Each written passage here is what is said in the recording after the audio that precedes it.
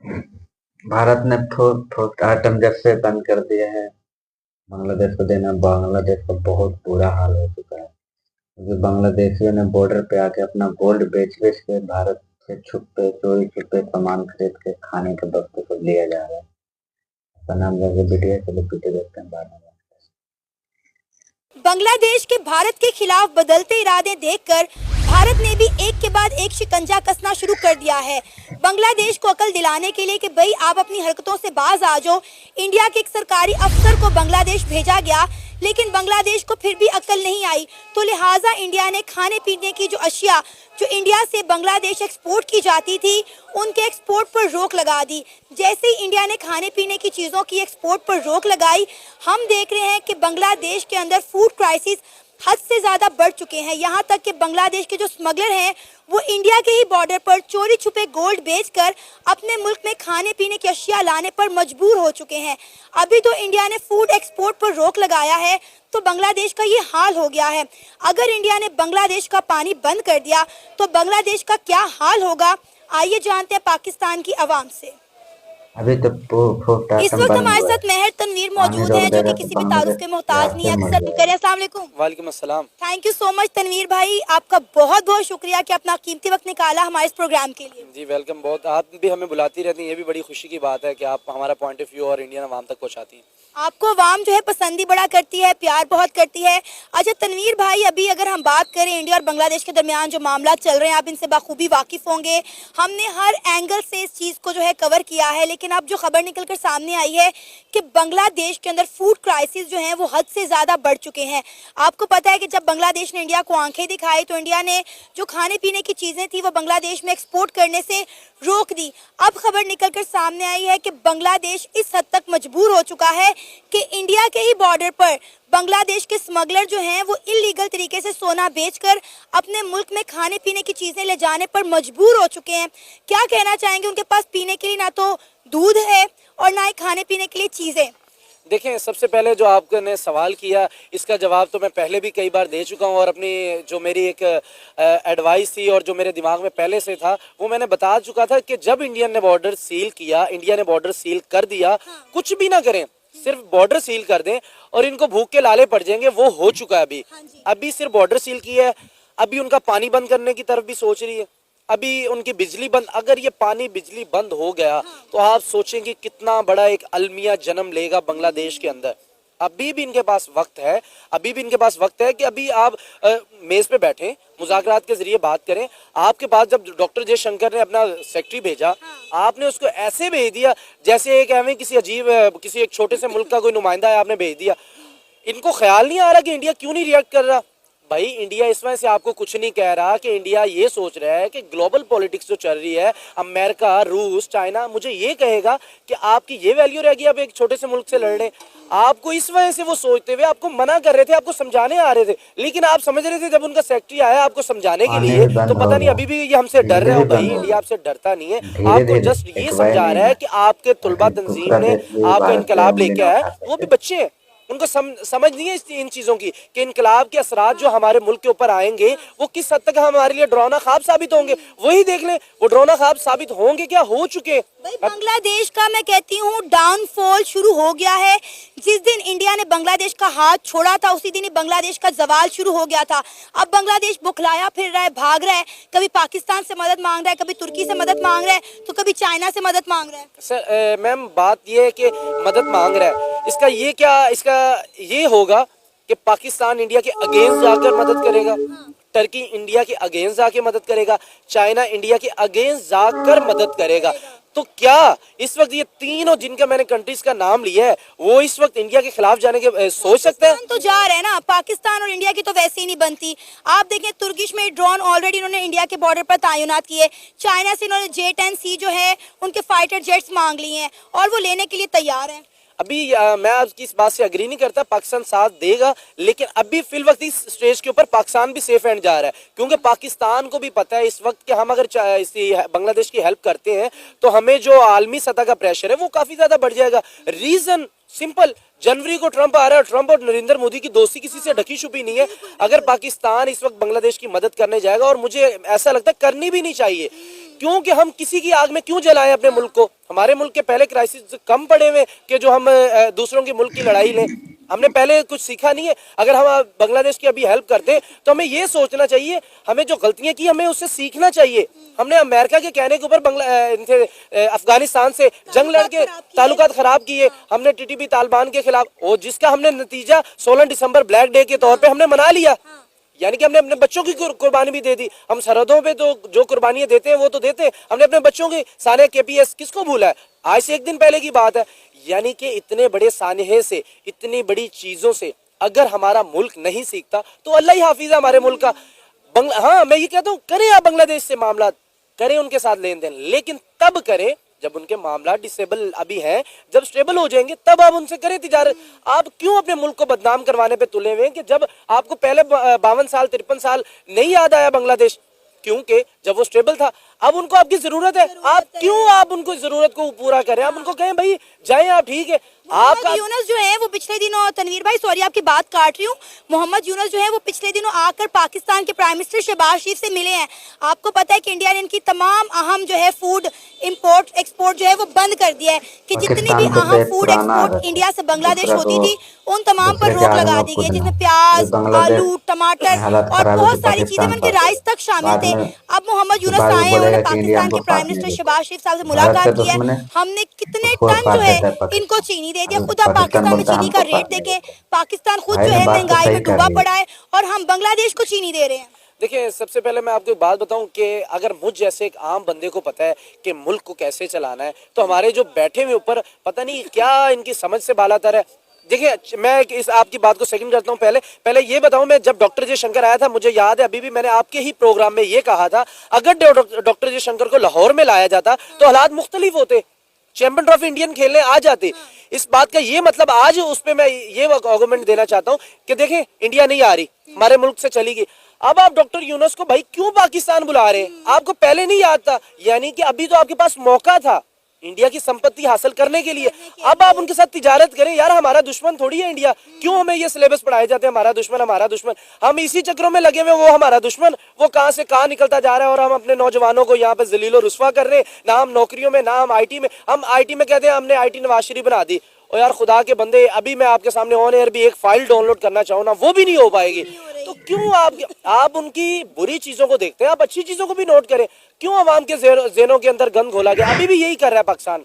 हमारा sorry to से पर कहना पड़ता है कि अभी आपने क्यों यूनुस को बुलाया? भाई इसको बोले अपने मुल्क में बैठो। 53 साल आपको याद नहीं आई हमारी, अभी याद आनी थी जब इंडिया ने आपको ठुड्डा करा दिया।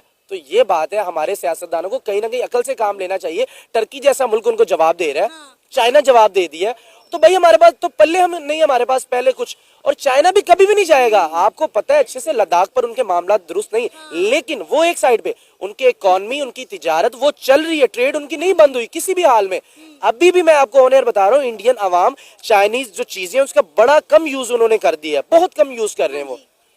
आप जरूर कमेंट्स में बताइएगा ये बात सही कर रहा हूँ कि गलत कर रहा हूँ। उन्होंने जो चाइनीज की प्रोडक्ट है वो किसी भी ABCZ कुछ भी है, बड़ी महदूद मिकदार में वो यूज कर रहे हैं। रीजन वो कह रहे हैं हम अपने मुल्क को प्रायोरिटी देंगे, हमारे मुल्क की जो चीजें बनेंगी हम उसको यूज करेंगे।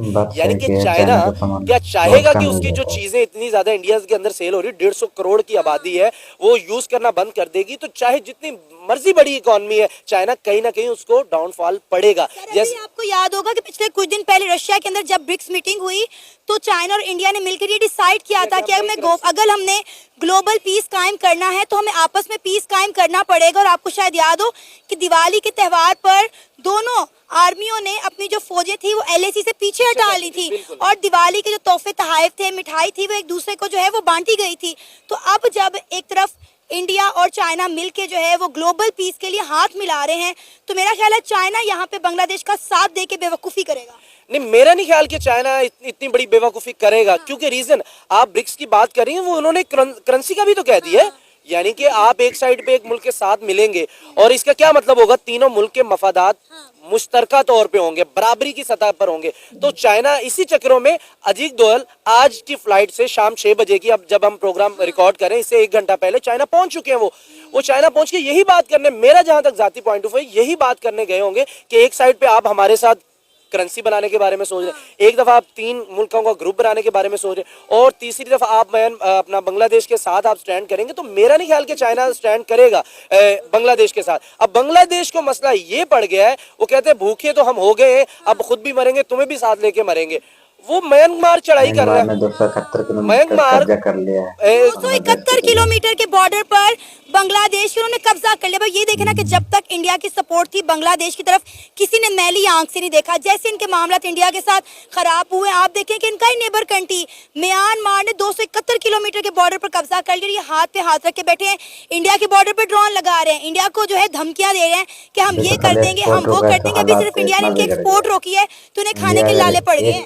बात ये है कि जो आप 271 किलोमीटर की बात कर रही है ना, वो कोई म्यांमार की फौजें नहीं है। मैं ये वसूख के साथ कहता हूँ, वो कोई फौजें वगैरह नहीं है, वो इनके 5-5, 10-10 हजार की ना टोलियां हैं। वो ऐसे है जैसे कि कोई तंजीम होती है, जैसे हमारे कच्चे के डाकू हैं, वो एक तंजीम के तहत वो किसी की नहीं सुनते। उनके घर में अगर 5 बच्चे हैं तो वो पैदा होते ही असला उनके हाथों में पकड़ा दिया जाता है। जैसे वो 5-6 साल के हो गए उनको पकड़ा दिया, यानी कि उनको मरने डरने का कोई खौफ नहीं है। वो तो 2008 से पहले उनकी इंडिया के साथ बहुत अच्छी मामला थे म्यांमार के उन चंद एक तंजीमों के। लेकिन जैसे नरेंद्र मोदी आया, उसने शेख हसीना वाजिद को सपोर्ट करना शुरू किया, तो उनको अपने मफादात और बांग्लादेश के मफादात में ये लग रहा था ये आड़े आ रहे, उन्होंने उनको साइड पे कर दिया। लेकिन जैसे ही अब देखिए, सियासत का यही तो होता है सियासतदान का काम।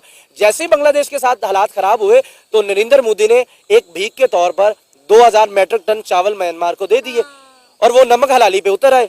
अब म्यांमार को क्या चाहिए कि इंडिया जैसी इकोनॉमी कहे कि आओ भाई हम आपको चावल भी देते। अब म्यांमार का यहाँ पर ये सोचना है कि भाई बांग्लादेश से होगी दूरियां, अब हम इनसे करीबियां बढ़ाने शुरू कर दें।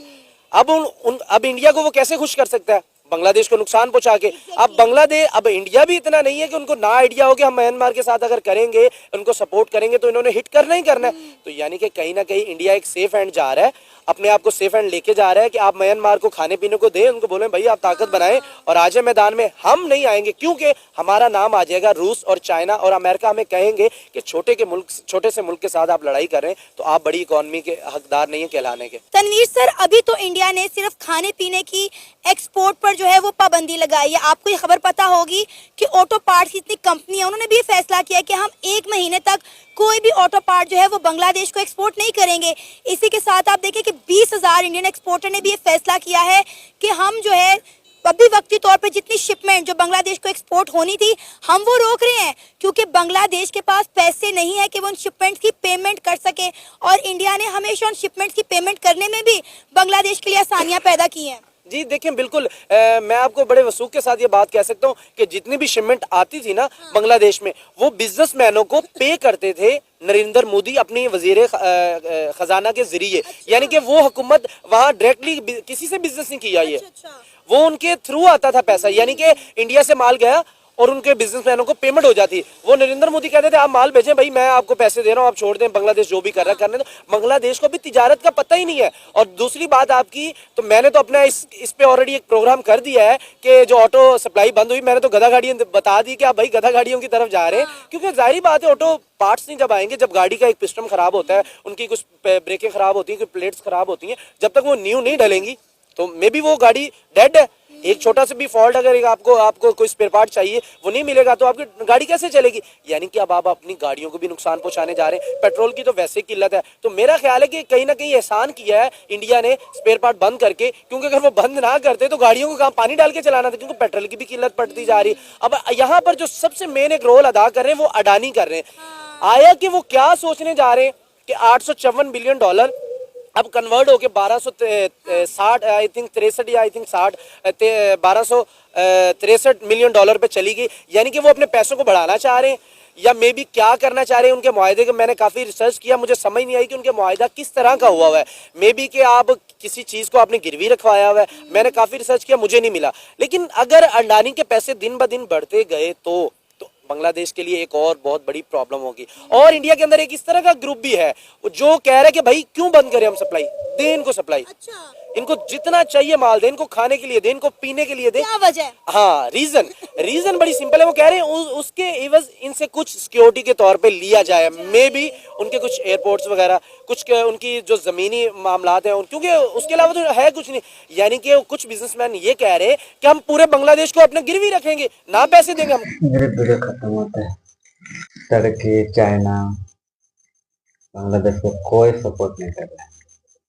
पाकिस्तान आगे आया है सपोर्ट करने। बाद में पाकिस्तान का आवाम बोलता है कि इंडिया हमको सपोर्ट नहीं करता। अभी बांग्लादेश को पाकिस्तान सपोर्ट कर रहा है। चीन ऐसा देश है कि बांग्लादेश को सपोर्ट नहीं कर रहा। अभी अडानी ग्रुप का 1260 मिलियन रुपया बाकी, फिर भी बिजली पूरी नहीं काटी है। सिर्फ खाने पीने का सामान इंडिया ने रोकी है। तो बांग्लादेश में भुखमरी छा रही है, महंगाई आसमान छू रहा है। तो बांग्लादेश को पता चलेगा, वहाँ का आवाम को पता चल रहा है कि इंडिया से पंगा लेने की क्या नतीजा होता है। ये और भी बहुत कुछ होगा। अभी मोदी सरकार ने तो कुछ नहीं किया है। सिर्फ अभी भारत के 20,000 बिजनेसमैन ने अपना सामान रोका है, ऑटो पार्ट रोका है। वहाँ की गाड़ी का भी चलना बंद हो जाएगा। धीरे धीरे वीडियो खत्म कर देते हैं।